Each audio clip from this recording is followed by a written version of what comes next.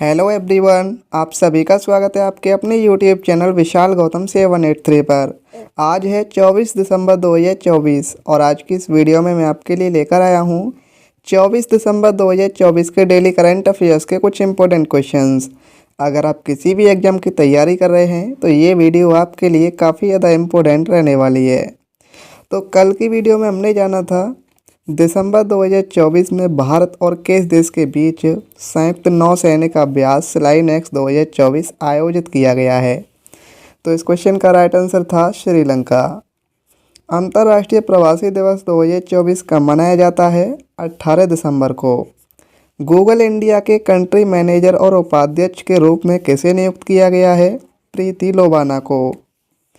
किस संगठन ने अपनी CE-20 क्रायोजेनिक इंजन का समुद्र तल पर गर्म परीक्षण सफलतापूर्वक किया है? तो इसरो ने। उत्तराखंड में आयोजित होने वाले 38वें राष्ट्रीय खेल 2024 का शुभंकर क्या है? मौली। दिसंबर 2024 में किस राज्य के माउंट आबू में एक दुर्लभ लिटिल बटिंग पक्षी को देखा गया है? राजस्थान में। फोर्ब्स की सबसे ताकतवर महिलाओं की सूची में भारत की केंद्रीय वित्त मंत्री निर्मला सीतारमण कौन से स्थान पर रही हैं? 28वें स्थान पर। दिसंबर 2024 में आए चक्रवात चिडो ने किस क्षेत्र को प्रभावित किया है? मायोट को।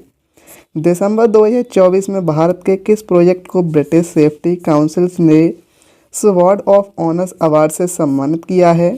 श्री राम मंदिर प्रोजेक्ट को। दिसंबर 2024 में मध्य प्रदेश के किस शहर में 100वें तानसेन संगीत समारोह ने गिनीज वर्ल्ड रिकॉर्ड बनाया है? ग्वालियर ने। एनसाइक्लोपीडिया ऑफ फॉरेस्ट के नाम से है मशहूर तुलसी गौड़ा का दिसंबर 2024 में 86 वर्ष की आयु में निधन हो गया है। इन्हें किस वर्ष पद्मश्री से सम्मानित किया गया था? 2021 में।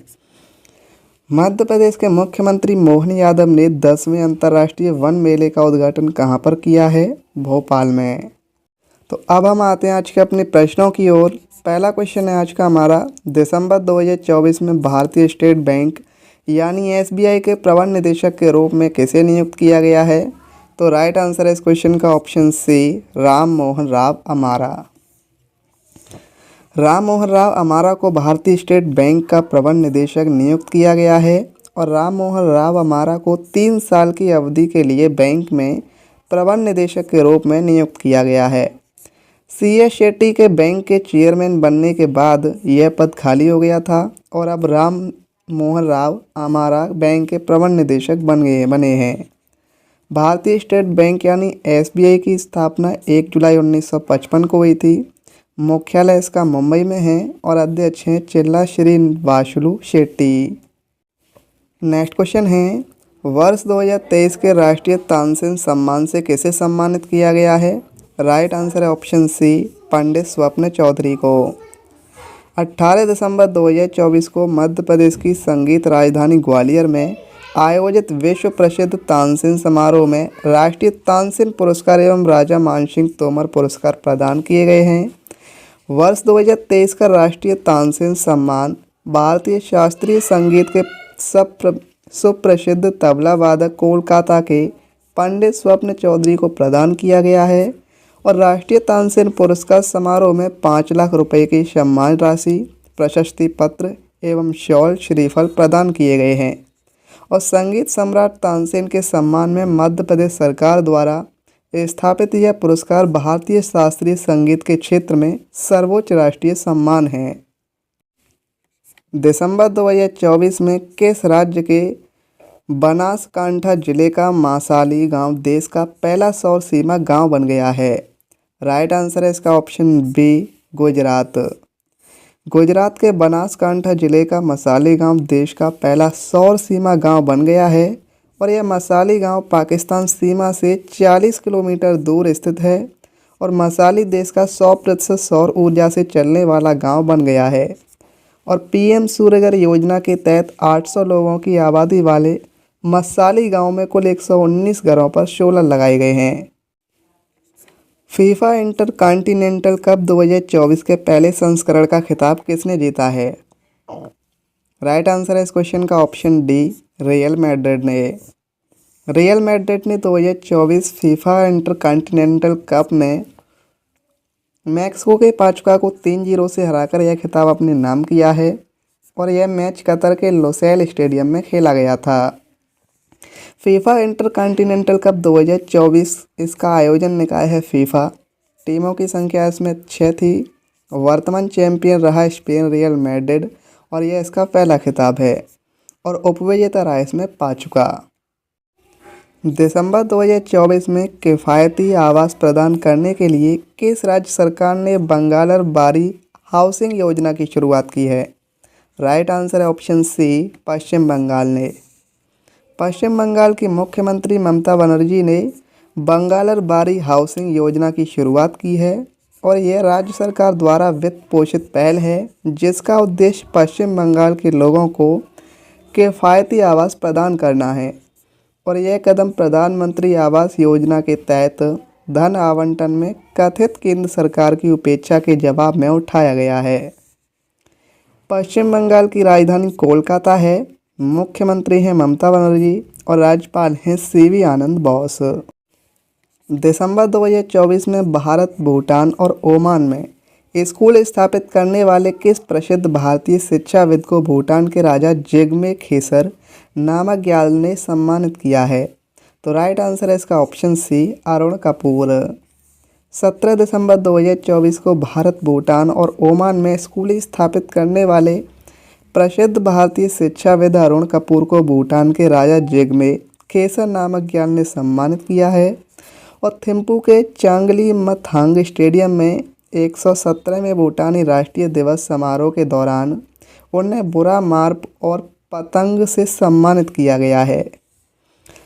2019 में अरुण कपूर को द रॉयल एकेडमी स्कूल की स्थापना और भूटान बैकलॉरिएट शैक्षिक प्रणाली विकसित करने में उनके काम के लिए डोक थोक्सेस बेबी सम्मानित किया गया था।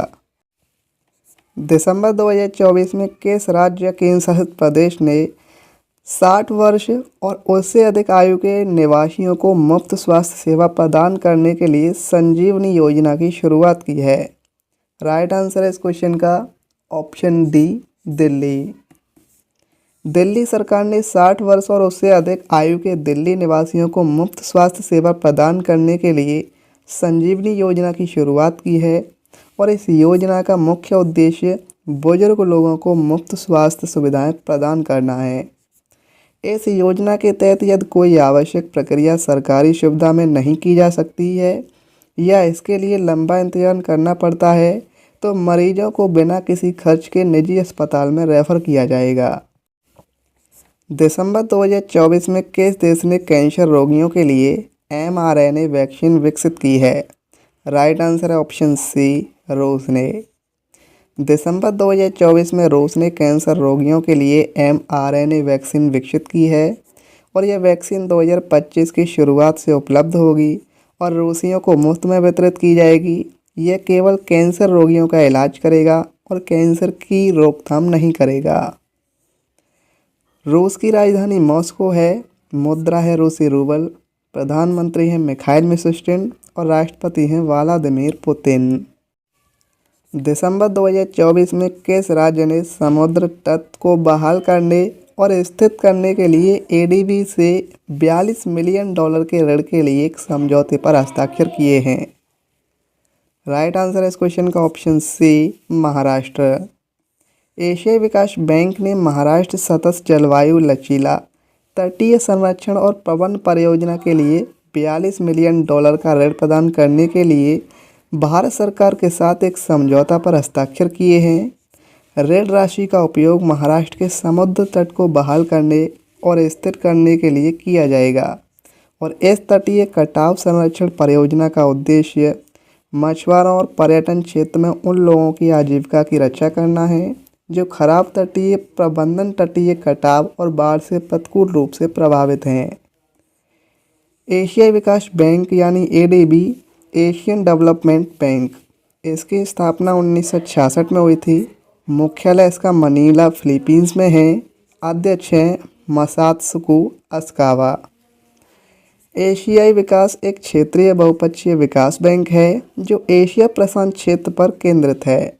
यह गरीबी उन्मूलन और विकास उद्देश्यों के लिए सदस्य देशों को ऋण प्रदान करता है और परामर्श और तकनीकी सेवाएं प्रदान करता है। दिसंबर 2024 में भारतीय सेना ने किस शहर में आर्टिफिशियल इंटेलिजेंस इनक्यूबेशन सेंटर को लॉन्च किया है? राइट आंसर इस क्वेश्चन का ऑप्शन ए, बेंगलुरु। भारतीय सेना ने जनरल उपेंद्र द्विवेदी की अध्यक्षता में बेंगलुरु में एआई इनक्यूबेशन सेंटर का उद्घाटन किया है और यह केंद्र सेना के ऑपरेशनल उत्कृष्टता के लिए आर्टिफिशियल इंटेलिजेंस के उपयोग पर ध्यान केंद्रित करने को दर्शाता है और इसका उद्देश्य एआई संचालित समाधानों के साथ सैन्य प्रौद्योगिकी में नवाचार को बढ़ावा देना है ताकि निर्णय लेने, परिचालन दक्षता और भविष्य के संघर्षों के लिए तैयारियों को बढ़ाया जा सके। दिसंबर 2024 में अमेरिकी नौसेना के प्रतिष्ठित डिस्टिंग्विश्ड पब्लिक सर्विस अवार्ड से किसे सम्मानित किया गया है? राइट आंसर है option B, Tom Cruise. Tom Cruise को अमेरिकी नौसेना के प्रतिष्ठित डिस्टिंग्विश्ड पब्लिक सर्विस अवार्ड से सम्मानित किया गया है और यह सम्मान उन्हें सैन्य क्षेत्र में उनके असाधारण योगदान, विशेष रूप से उनकी फिल्मों जैसे टॉप गन के लिए दिया गया है और इस पुरस्कार का उद्देश्य सेना के प्रति जन जागरूक बढ़ाने और सशस्त्र बलों के प्रति सम्मान प्रेरित करने में उनकी भूमिका को पहचानना है। नेक्स्ट क्वेश्चन है, दिसंबर 2024 में अंतर्राष्ट्रीय सौर गठबंधन में शामिल होने वाला 105वां देश कौन सा बना है? राइट आंसर है ऑप्शन डी, मोल्डोवा। मोल्डोवा अंतर्राष्ट्रीय सौर गठबंधन में 105वें सदस्य के रूप में शामिल हुआ है और मोल्डोवा ने स्वच्छ ऊर्जा और स्थिरता के प्रति अपनी प्रतिबद्धता को दर्शाते हुए ISA फ्रेमवर्क समझौते पर हस्ताक्षर किए हैं। अंतर्राष्ट्रीय सौर गठबंधन यानी ISA, इसकी स्थापना 30 नवंबर 2015 को हुई थी। मुख्यालय इसका गुरुग्राम हरियाणा में है। अध्यक्ष है इसका भारत, उपाध्यक्ष है फ्रांस और महानिदेशक हैं आशीष खन्ना। ISA उन देशों का एक अंतर्राष्ट्रीय समूह है जो कर्क रेखा और मकर रेखा के बीच स्थित है। ये सौर संसाधन संपन्न देश हैं जिन्हें सनशाइन देश कहा जाता है और ISA एक संधि आधारित अंतर सरकारी संगठन है जिसका उद्देश्य और ऊर्जा के क्षेत्र में बदलाव लाना है। इसे भारत के प्रधानमंत्री नरेंद्र मोदी ने नवंबर 2015 में पेरिस, फ्रांस में COP21 में लॉन्च किया था। स्टैटिक जीके को देखें तो उत्तराखंड का पहला गुरुत्व बांध का नाम क्या है? सौंग बांध। खेलो इंडिया यूथ गेम्स का मुख्यालय कहाँ पर स्थित है? नई दिल्ली में। राजीव गांधी खेल रत्न प्राप्त करने वाला पहला पैरा एथलीट कौन है? देवेंद्र झाझरिया। और स्वतंत्र भारत की टीम के प्रथम टेस्ट क्रिकेट कप्तान कौन थे? लाला अमरनाथ। किस नदी का उद्गम स्थल राकस झील है? सतलुज। मानव शरीर के किस अंग में ऊर्ध्व ऋजु पेशी पाई जाती है? आँख में। भूटान के सबसे पुराने बैंक ऑफ भूटान लिमिटेड की स्थापना किस वर्ष में की गई थी? 1968 में। और अंतर्राष्ट्रीय संधि मॉन्ट्रियल प्रोटोकॉल किससे संबंधित है? ओजोन परत से। उज्जैन किस नदी के तट पर स्थित है? क्षिप्रा। और नृत्य नाटक ख्याल किस राज्य से संबंधित है? राजस्थान राज्य से।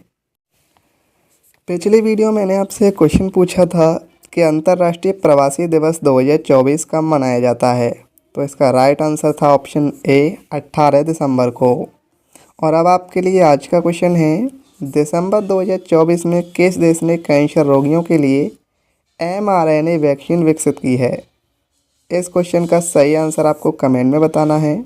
अगर आपको ये वीडियो आज की हेल्पफुल लगी हो तो आप इस वीडियो को अपने दोस्तों के पास जरूर शेयर करना। तो चलिए चलते हैं, मिलते हैं कल की और एक नई क्लास में। जय हिंद, जय भारत, वंदे मातरम।